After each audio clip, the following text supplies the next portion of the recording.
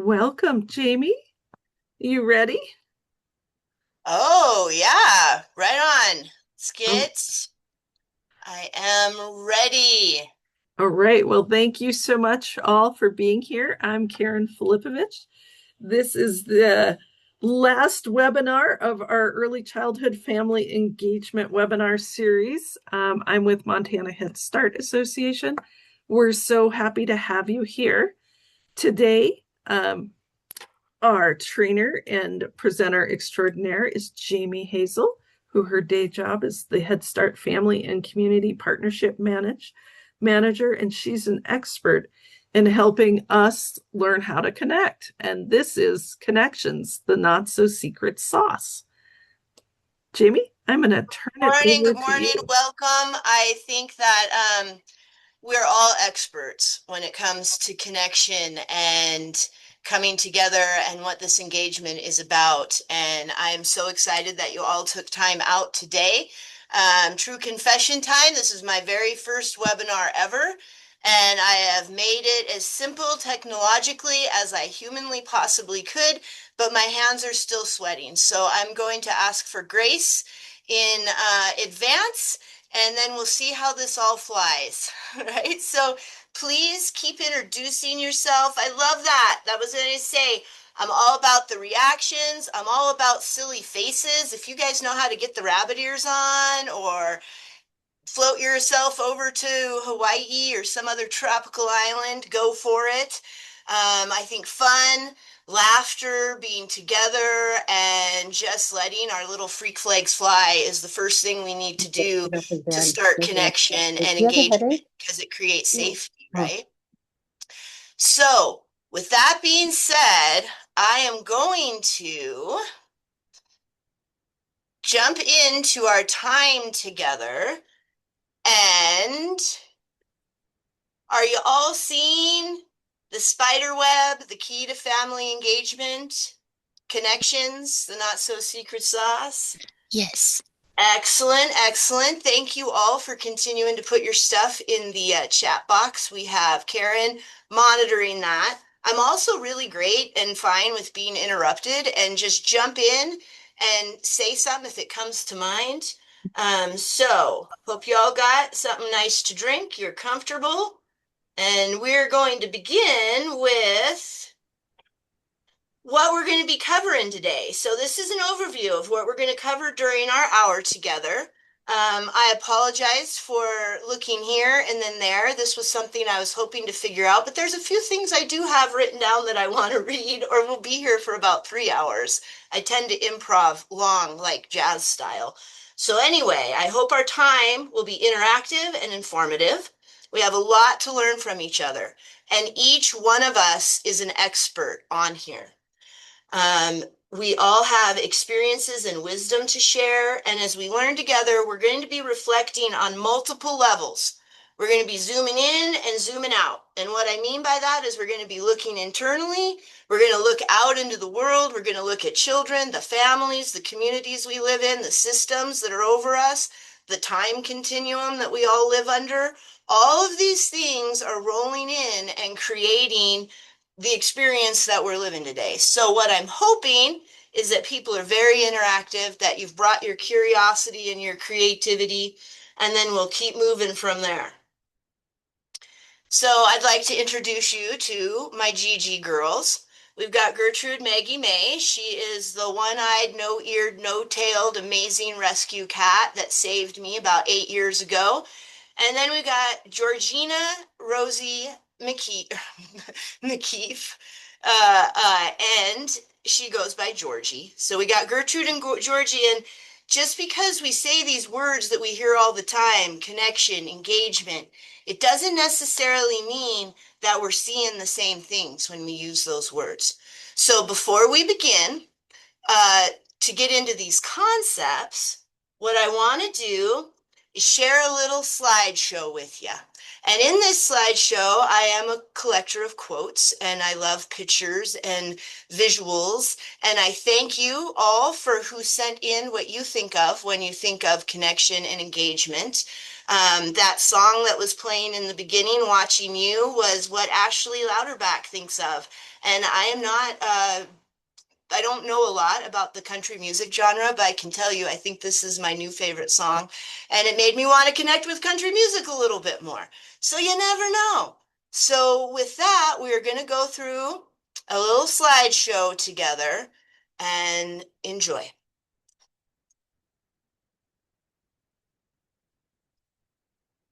Can you hear Jack Johnson singing to you? Nope, not at the moment, Ashley. All right, We'll hold keep going, on. Jaymie. We got to hear a little Jack. So I will just let me see if I can do this real quick. Oh, yeah, I can do it. I can do hard things. We can all do hard things. So now I'm going to start the other share and we'll see if it works. I'm going to start the music. Do you hear Jack Johnson singing to you? Mm, no. Oh, No? oh, wait, wait. Yep, he's coming. He's in. Yep, he's coming. He's in.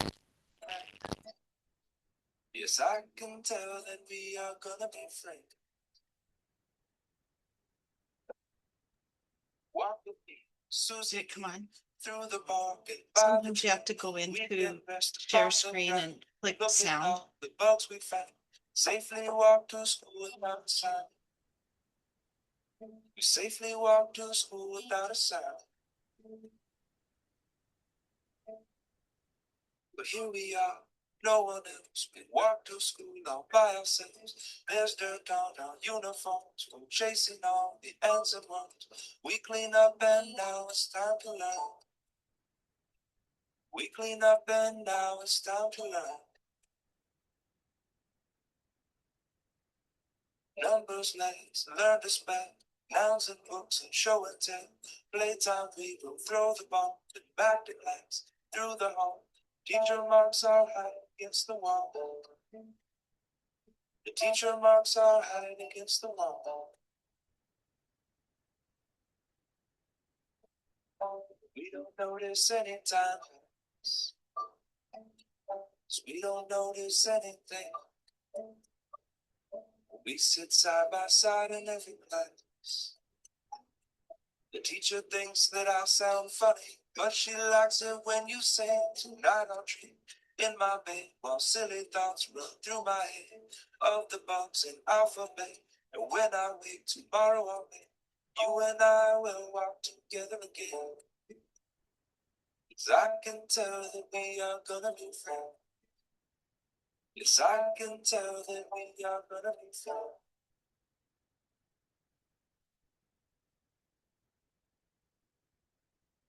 Timing's a little off, but we have a few more slides to go.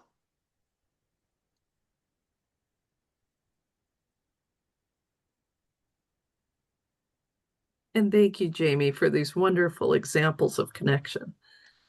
So actually the timing came out really great. This is our fall dance. This is a new team. They just started teaming this year. They showed up in costume. They showed up to have fun, and they did have fun. And if you look here, look at how many people they're having fun with. And the cool story here is parents came up to him and said, "Thank you so much. I can tell you love our kids and us so much. You made us feel so much safer here." And they were all dancing together just by coming like that and ready to have fun. This was a fun event. And this, for small creatures such as we, the vastness is bearable only through love. So we're all back together as a group. This is awesome. Feel free to take yourselves off of the off if you have the bandwidth, and that is figurative and literal. Go ahead and take yourself off screen. Sometimes we do have the literal bandwidth, but we don't have the figurative bandwidth, and that is okay. First part is knowing when we're connecting with our internal selves in order for us to go out into the world, connect, and see all the opportunities, right? So with that, what themes did you see? What did it bring up? Thoughts, feelings, anything? Just unmute and say it. And I'll monitor chat if you feel more comfortable doing that. Absolutely. Karen can be your voice. Joy. I heard joy. Joy. Awesome.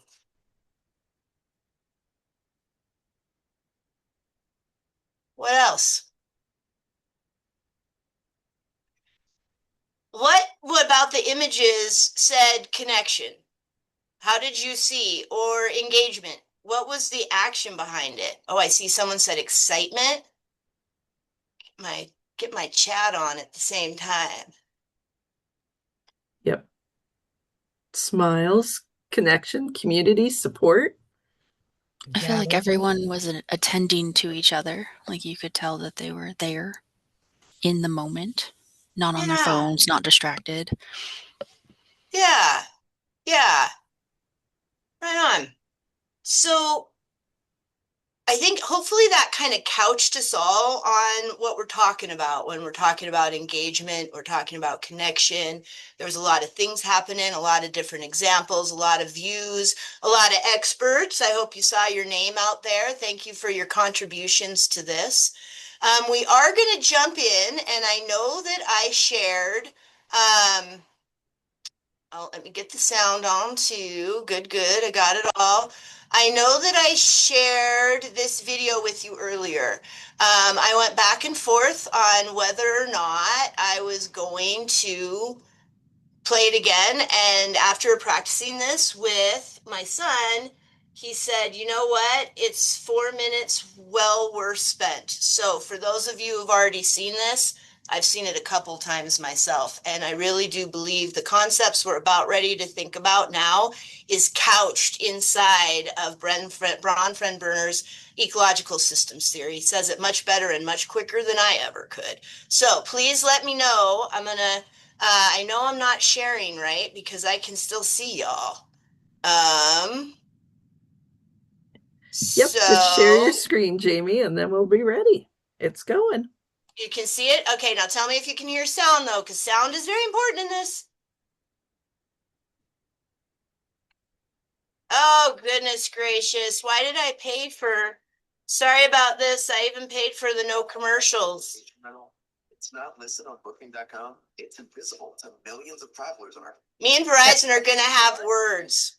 At least there's sound. It was a time when most people thought that the reason poor people stayed poor was a matter of biology and had nothing to do with the environment they grew up in. The psychologist, Yuri Bronfenbrenner, wanted to change that and convince the world that to help those less fortunate, we also needed to change their surroundings. But did he succeed?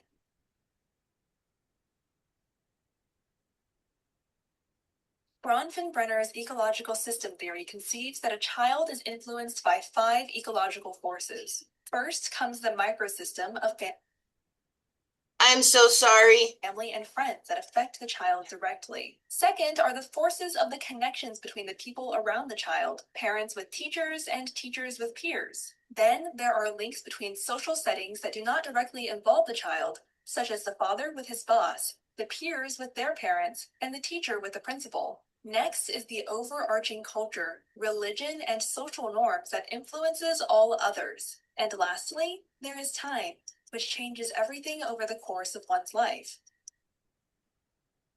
Children are born into a microsystem that influences the child's experiences directly. Children from unfortunate backgrounds are more likely to experience problematic family structures, even if it's simply for the fact that parenting is more difficult if you are poor. They also encounter more negative situations at school or bad influences through friends. Consequently, a child that grows up in a negative microsystem will find it hard to succeed.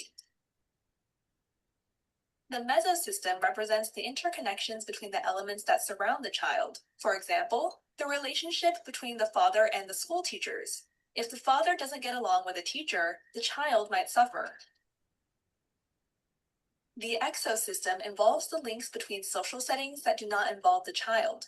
For example, a child's experience at home can be influenced by their parents' experiences at work. If the mother loses her job, there might be more arguments with the father, resulting in changes in their interaction with the child. The macro system describes the overarching culture that influences all other systems, such as a child's geographic location and ethnicity. Intelligent people who happen to live in bad places are more likely to move to better ones, but that also means that they are more likely to be strangers in a richer society. So, regardless of the child's biological potential or upbringing, on a macro level, he or she may still be at a disadvantage.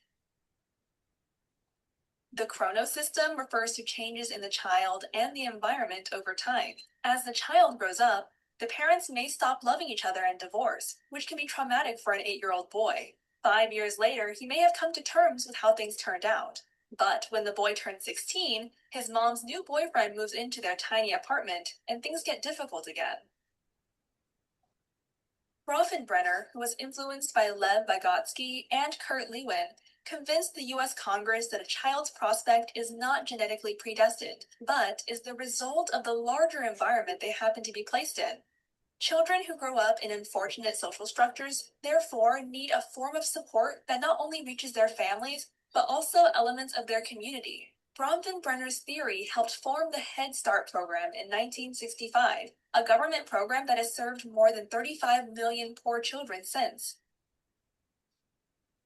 Decades later, Bronfenbrenner and Stephen Sessi proposed an extension of this theory, called the bioecological model. This new model recognizes gene-environment interactions and acknowledges the role of heritability, but adds that genes themselves are under the influence of the environment.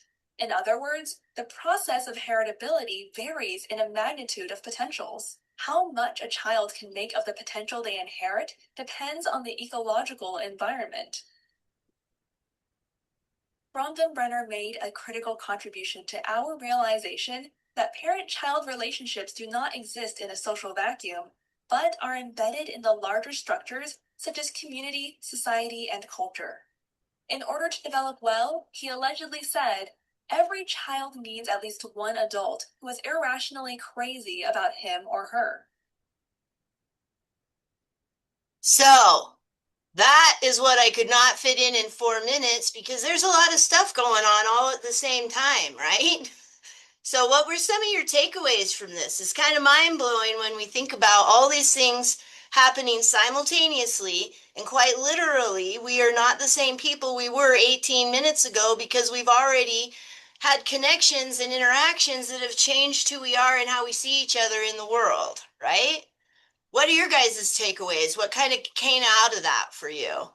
A child's future is not predestined. Amen to that. That is huge. The hope behind this, right? What else? We're a product of our environment. We are a product of our environment. Say more about that, please, Barb. But as children, you can't control your environment, but you are,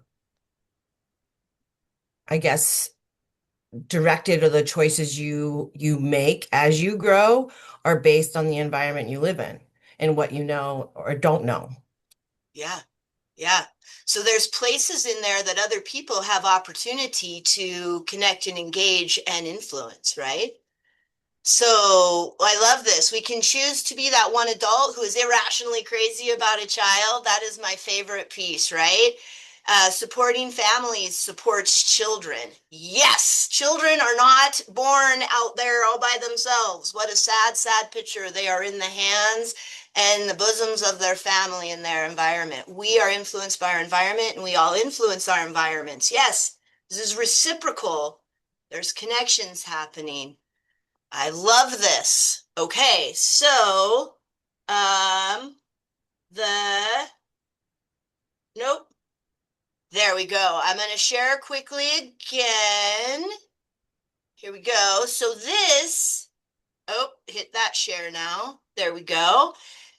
This here is the Bronfenbrenner system conceptualized visually with so many different things going around the circle here, right? So I want you to keep this in mind as we add the next layer to what we're going to talk about, which is the Head Start Parent, Family, and Community Engagement Framework. So I don't know. I did not know. I'm in graduate school right now, and I learned about Bronfenbrenner. It's a really cool name to say if you practice it a little bit. In my studies a couple quarters ago, and it blew my brain. I'm like, I love this. This just makes so much sense. This is what we do. This is so amazing. And then I found when I was asked to do this webinar, I thought, I got to bring that guy into this. And I found that video. Lo and behold, his influence had a lot to do with starting the Head Start program. So, with that, and we look at this, how many of you out there are familiar with this framework and have seen it before? Is this the first time? Any first timers out there? If you're first timers, just go off mute and say, I'm a first timer.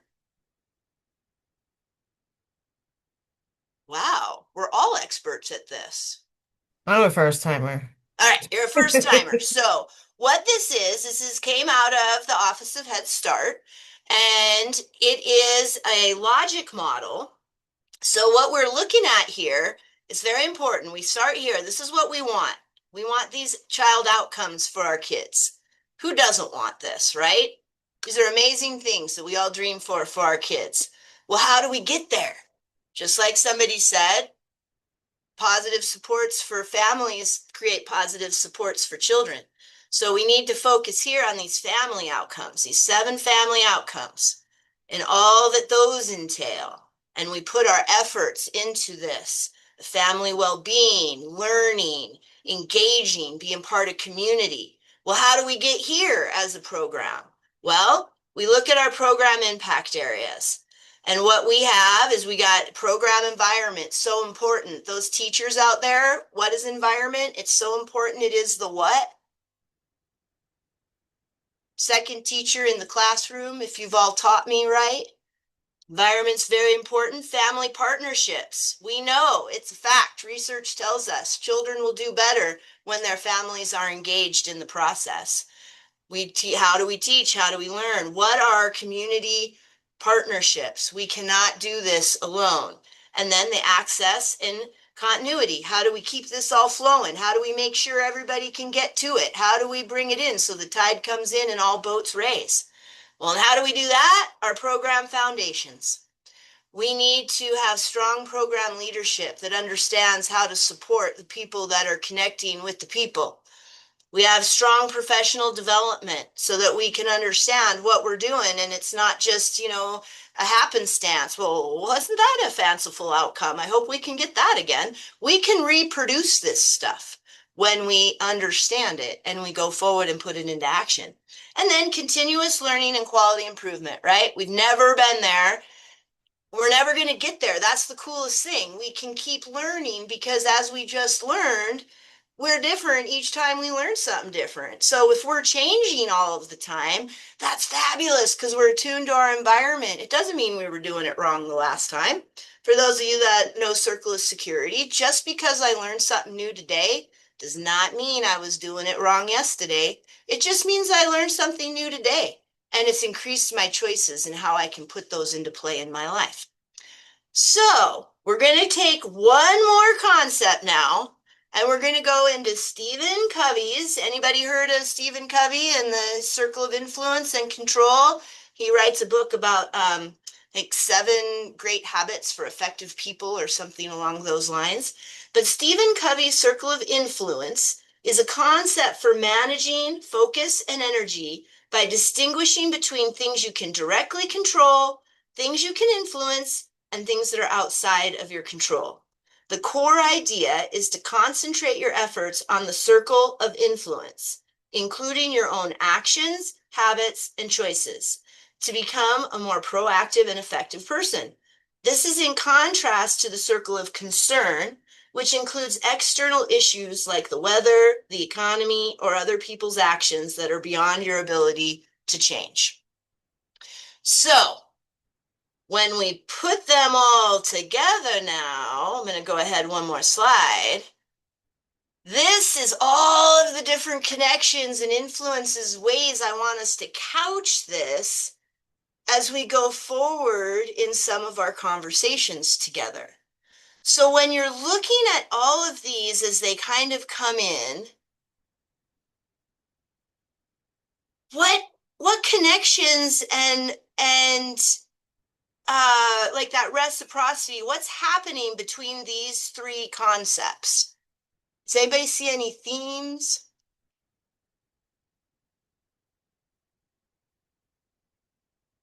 How they might build on each other?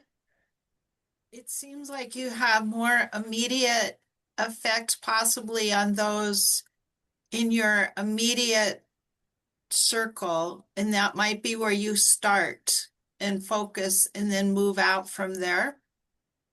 So which one are you in right now, Miss Lizzie? Are you thinking about Bronfenbrenners here? Is this what you're talking about? Well, it's kind of thinking about in that things you can control in the top part, the circle of control, and then moving down to Bronfenbrenner's, you have your interaction with people at school, with your people in your work, with people in your family or church. So those, you seem to have more maybe agency in those areas. So that would be kind of where you might start to really be working on where you're going to move forward. Interesting. Thank you for sharing your perspective on that. What are other people kind of thinking about as you're processing a whole lot of information that just got fire hosed at you, and trying to kind of put it into play? Is there any questions or any like, whoa, wait a minute, you took about 15 leaps there within 3 minutes, and I need some time to catch up.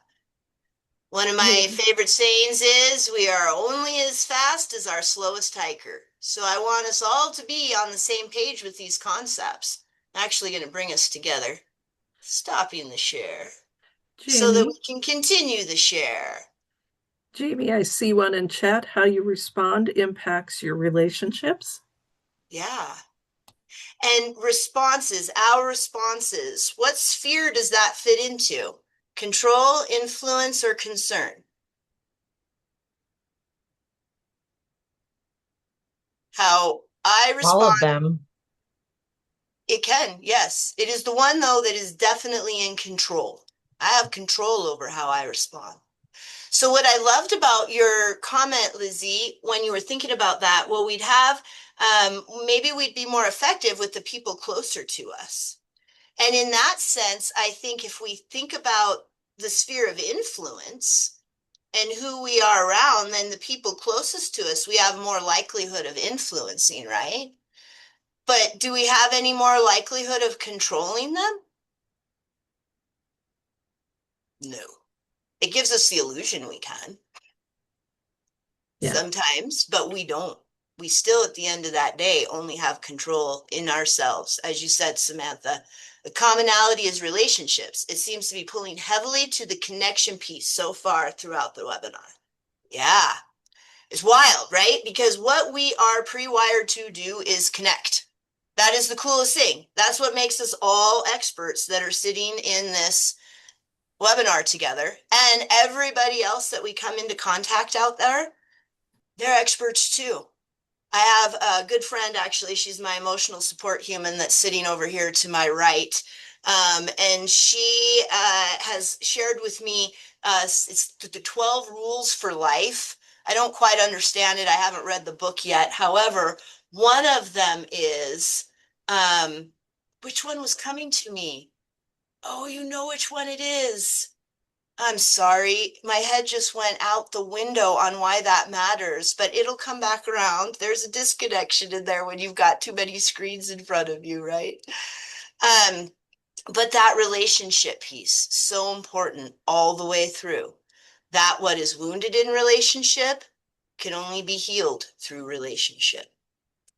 So when we're working with a lot of people that have had a lot of wounds, and we are a person that have had a lot of wounds, because let's face it, life's complicated, it's messy, lots of stuff happens. We all experience things that no one, oh, I know what it was. Assume the person standing in front of you knows something you don't. All the time. What an amazing thing. It's like, that takes the wind out of my sails a lot because I am righteously right too often. But when I stop for a minute and say, I bet you that person might know something I don't, and I seek to understand, which is different than accepting, right? I don't have to accept someone's behavior to understand and come at it from a place of empathy and compassion, right? So as we're looking at these very complicated issues, I'm going to share again. Wait, before I go off of this, any other thoughts? Any points of clarification? You know what? I don't agree with anything you've just said, and I want to put this out here.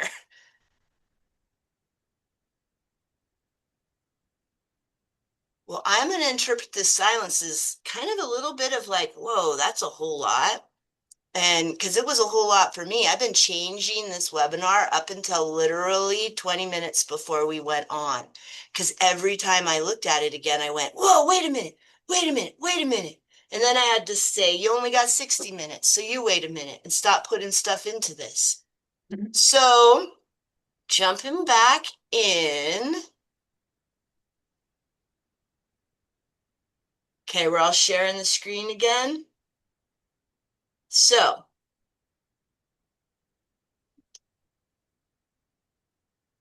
I want us to kind of transition. Oh, hold on a sec.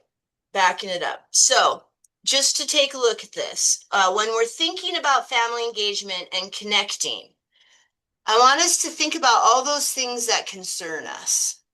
I don't know about you, but they seem to take the forefront of my brain too often.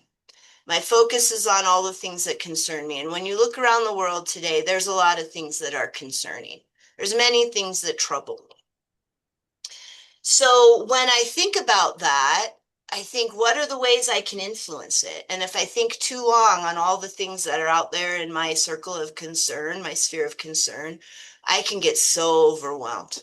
Even if I pull it into our own tiny little program here of 125 beautiful children and the families that come along with them, the things that we're supporting and viewing and witnessing and trying to engage with is really complicated, right?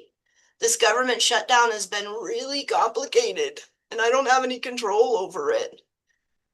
And people are hungry, and I don't have any control over that. I have a huge concern over this, right? Something else that concerns me is that loneliness, research has shown now, is as harmful to our health as smoking 15 cigarettes a day. That concerns me because I meet a lot of lonely people and I can't be friends with everybody. I'm learning boundaries. That was a hard thing for me to accept, that I have concern for a whole lot of people. I can influence this and I have control over this, right? So when we put all of this together, instead of that being overwhelming, what I'm hoping that this, as an ecological systems, like explaining, like, not everything's impacting everything and time is happening and environment and it's all going, like, look at all this. And it gives me permission to just be like, isn't that amazing? That's a whole lot, but I can understand this now. And now I can think about, where might I be able to come in and have some influence? At what level on all of these systems? In here, when I put my own self as the individual in here, that's where the most of our control lies. And then where do we fit out here in our professional roles? Where do we fit in our church roles? How do all these impact and come together? And when we think about all this, how can we bring it into the roadmap that we can use? Because we look, there's continuum here too. Throw across all of this. This is not static. This is an action. This is happening. We're engaging. What are we engaging in? Positive and goal-oriented relationships. There is purpose behind this. There is a reason that we've come together, and we can seize that moment while we take everybody's individual culture into consideration, inclusion, equity, all of that, and then we pull it across, and at the end of the day, the children are doing well. Isn't that the biggest outcome of all, across all communities and cultures? How are the children doing? If the children are doing well, we're all doing well. If the children aren't doing well, something is amiss. And so what can we do about that? Because we're all here, right?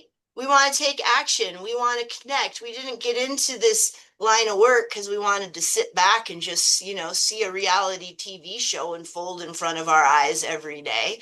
We want to make a difference. We want to make an impact, be part of the solution. So how do we do it though when so many things are coming at us? Well, we can take a look at all of these ways and think about what actions can we take in both the sphere of control and the sphere of influence? What do these look different like? So what I'm hoping is that when we're thinking about these things and we're going into our own individual lives, but also back to our work teams and our families, is we can take a look at, we all can really identify a problem pretty quick. And when we do, the problems are wicked complicated. These are not simple little issues to take a look at. So our engagement and our actions also need to adjust to that and to look at what that looks like as we're going through, and we can define it. Once we can define the concern, then we can start looking at the roadmaps. And I sent some information when you go back through your emails. You can, or just go to the office headstart.gov and you can find all the resources on truly learning these concepts at a much deeper level as you bring them back to your into your work or into your life. But they're all ways that we can look at considering the uses of adversity. What can we use in order to address what we are concerned about? So, what's the point? Why does this matter? How does this help us? I'm thinking those are the questions that I have, right? Well, what are your thoughts on that? How does this information that you may have just heard for the first time, and you may have heard parts of it before, or you may have heard all of it before, and it's coming together in a kind of a putting it all into one spot. Why does this matter, and how could it help us?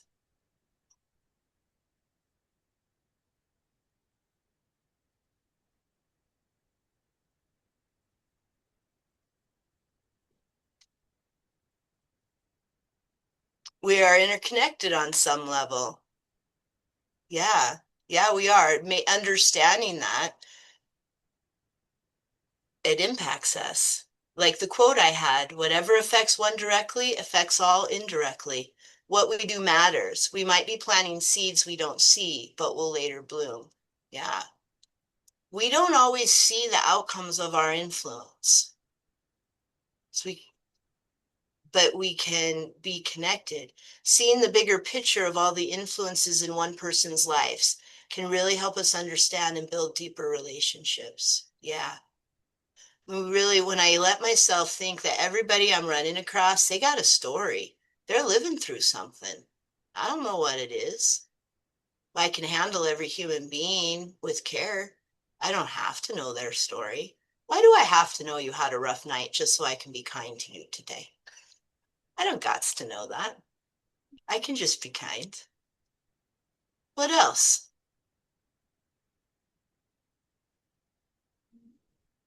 When you think about this for a minute, and I want you to think about somebody that you either work with, it could be a colleague, could be a family you're supporting, it could be somebody in your personal life, it could be anybody, but you have a concern. Do y'all have that person? Do y'all have your concern in mind? When you think about that and you think about that person, Larissa, we're all like icebergs. Not everything is always visible, but it is all still there. Absolutely. And how do you see an iceberg? You dive in. You get in the water, man. Our positive interaction may be the reason a person smiles. Heck yeah. Mirror neurons are powerful. I don't know about you, but depending on where I'm at in time and space, I could walk into a supermarket and somebody could give me a dirty look and I'll shoot them one right back. What did I ever do to them? They probably weren't even thinking about me, but I sure mirror neuron to that. What if I did it a different way? What if I allowed my internal world to stay in one piece, which is the one world I have control over? And I can get supports to help those things I need, because there's even internal things I don't have control over. If I quit breathing right now, this webinar would end real quick. I can't control the fact I need oxygen to breathe. So even in our internal worlds, we don't have control of everything. You never know what someone has or is going through. Yeah. So when I say consider the uses of adversity, what does that mean to you? Because how can adversity be useful? It's just not. It's not okay. People shouldn't have to go through tough stuff. Children shouldn't be hurt. People should be fed. Everybody should have access to health care. It's just not fair. But what are the possible uses in that? Because if I just sit here and go, it's just not fair.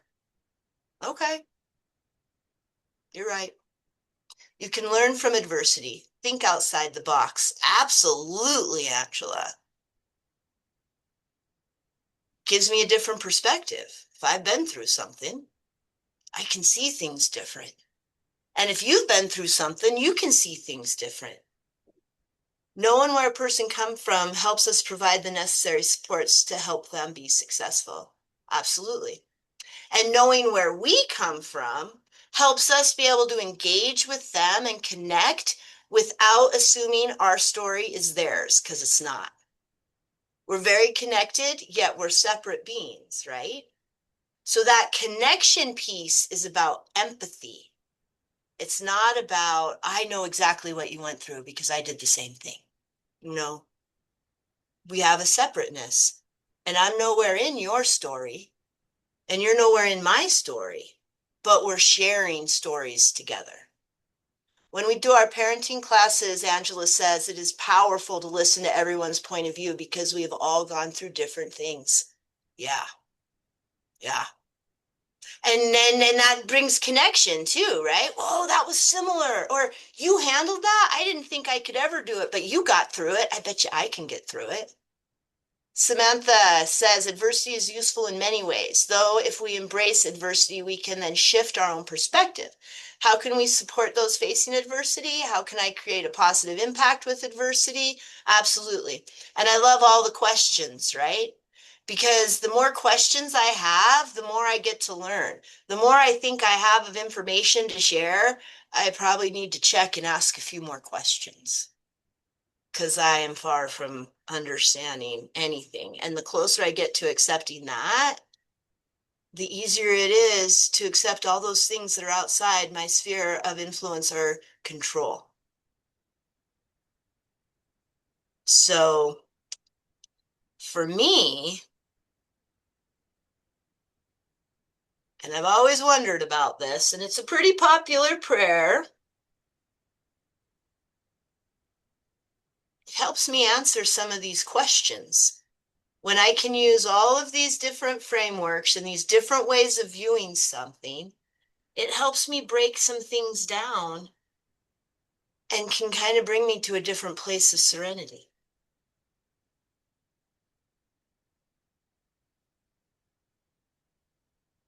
Our connections is what, at the end of the day, gets us through the night to the next day.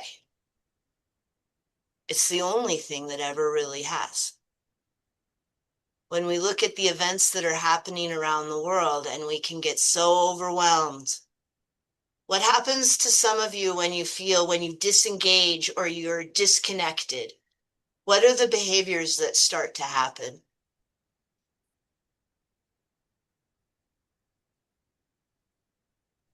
You close yourself off. Close yourself off. I want to hide. When I feel disconnected and I feel disengaged, I want to get right back under those covers and I don't want to come out. I can't connect to a spider web and take down a lion when I'm hiding under my covers. Negative self-talk. Yeah. While I've been preparing for this webinar, push people even farther away. Yeah. Yeah. And then the beauty is, oh, look at that beautiful baby Melinda. Oh my goodness gracious. She's just brand new. I can almost smell her through the screen. Oh, yummy new, right? Junk food cravings. Heck yeah. And I can throw a little bottle of wine or two into that as well if I'm really feeling like I want to disconnect. And at the end of the day, that doesn't bring me any closer to what I'm really yearning. Because what are we naturally pre-wired to do? Connect. If we are not connecting, we are fighting our very nature. Oh, doom scrolling. Yikes. Yeah. I got off of the Book of Faces about, I don't know, 9 months ago, and I swear to God, it's the best thing I ever did to my mental wellness. I always feel better after dinner with a good friend. Absolutely. I don't know about you guys. Well, Head Start and early Head Start, we're the grandmamas and grandpapas at home visiting, right? So for me, in my role, I have a little bit of there's a degree of separation from direct support with families and children in the position I play. So in a lot of times I hear about a lot of celebrations. We really try to celebrate a lot out here, but it is also a lot of struggles, a lot of addiction issues, a lot of big deals, right? And I can hear it and I can form some pretty harsh opinions and judgments, right? What do I need to do? One of the first things I say is I need to meet this family. Can I visit? Or the advocates that I work with and support will say, I want you to meet this family. And as soon as I meet that family, you know what happens within the first 30 to 60 seconds? I change my perspective from one of judgment to one of compassion. I change my approach from one of, well, why don't they just do this? To one of, what have you tried? And how would this work? It switches all of it. It's a 180. It's the difference of connection and disconnection.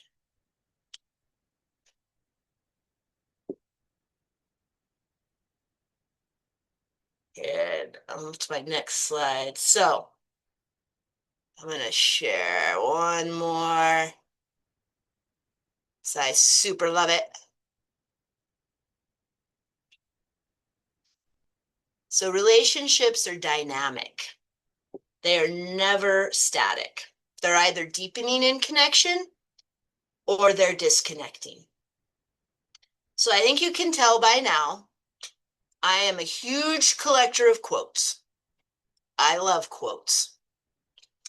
And one of my favorite quotes is from Gilda Radner. And I found this quote in 1997. And when I found this quote, I was working in Missoula, Montana. I'm going to bring us back together here.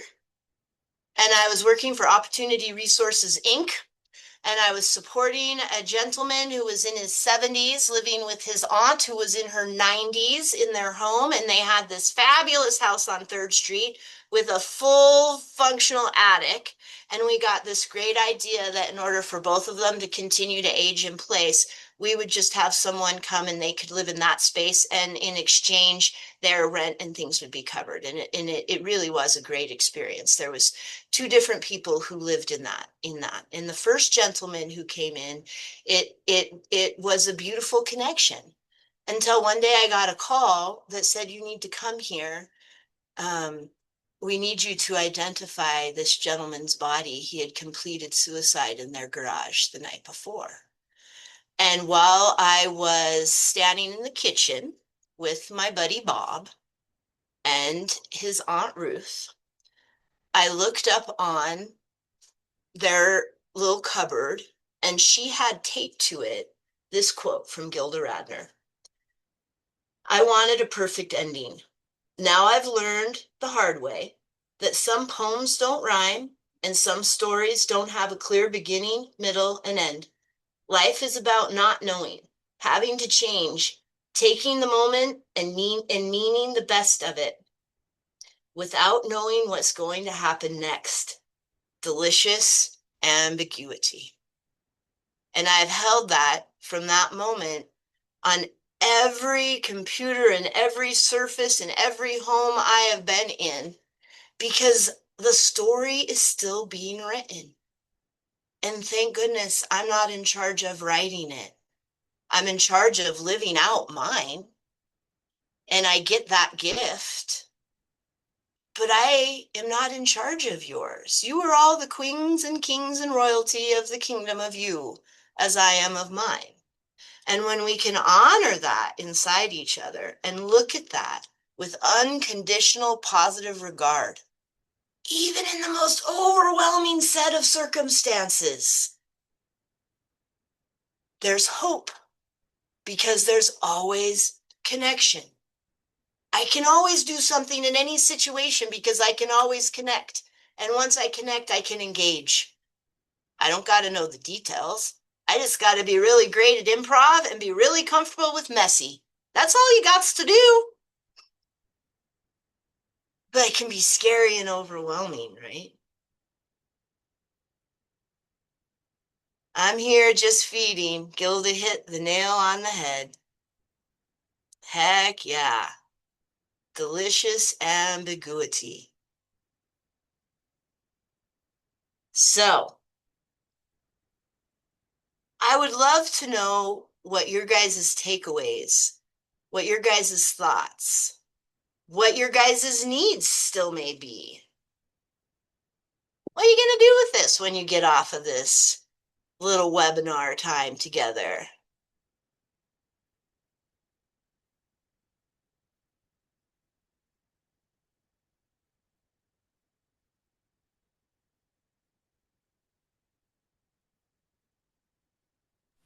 I guess I'm gonna feel like, even though like I feel like sometimes I'm just a pawn in this life, like I could be a pretty powerful little pawn in the connection with others. And again, just being very mindful, and like you said, just when the mess does come, just rolling with it and being there and figuring out a way together. Like obviously not fixing everything, like someone else said, we can't do that, but being there and just Yeah.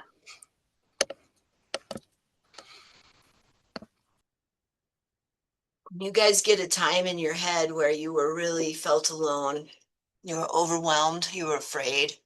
You did not know what you were going to do next. And out of the blue,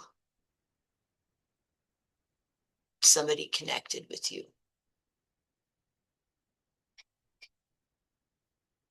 What changed in that moment of time?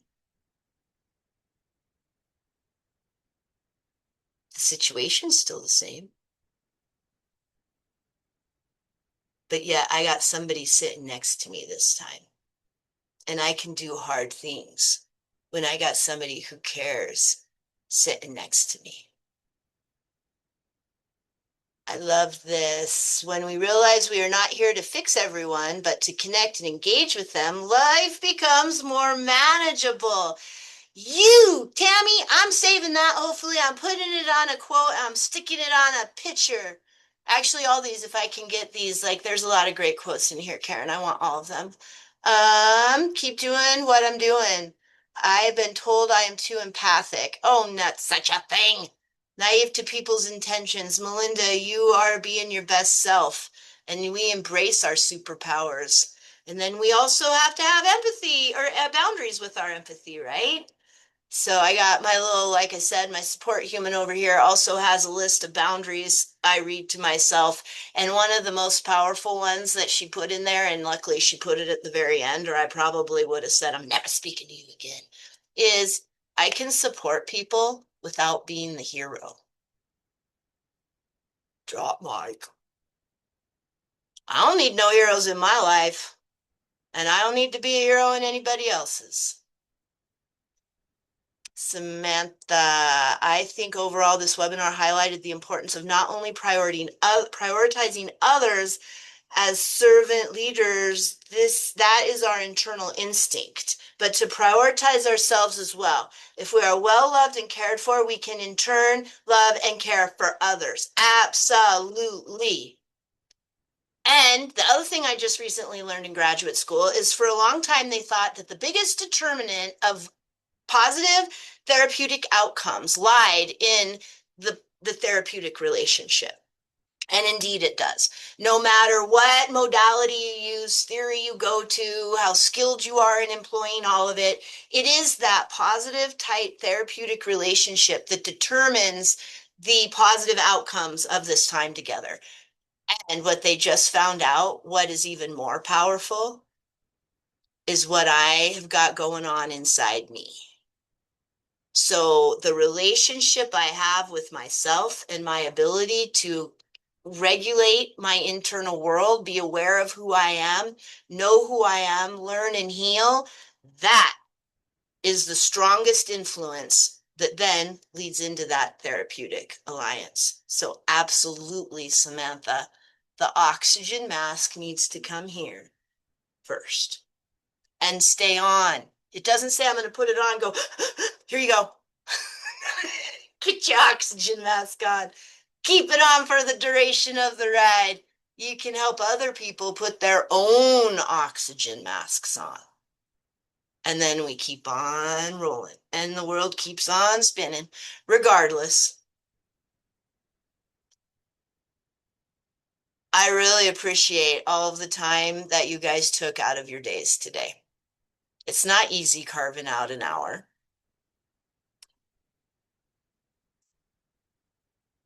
Let's see. Hannah says, thank you for all the great reminders. There are many things that can affect our emotions that are out of our control. And we can remind those we help that as well. Absolutely. I have a little thing. It used to be on my desk, but I moved it over there. And it's this question. They're just sticky notes. Because one day I came in here, I'm like, I don't know if you guys ever experienced those days, but I think it was a day where I experienced it like, I don't know, once every 10 minutes. Just as I thought I got myself calmed down, something else came up. So I wrote on a sticky note, what is in my control?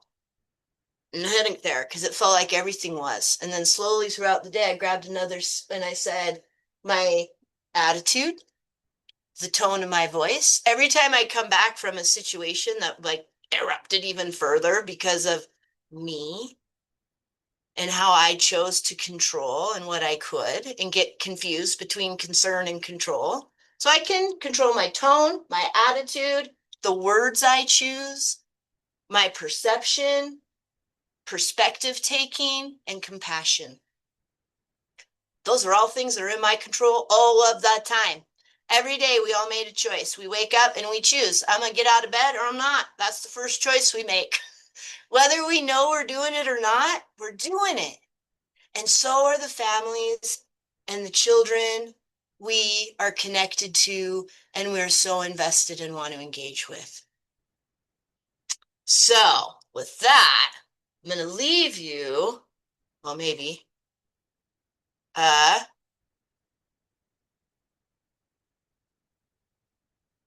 contact information.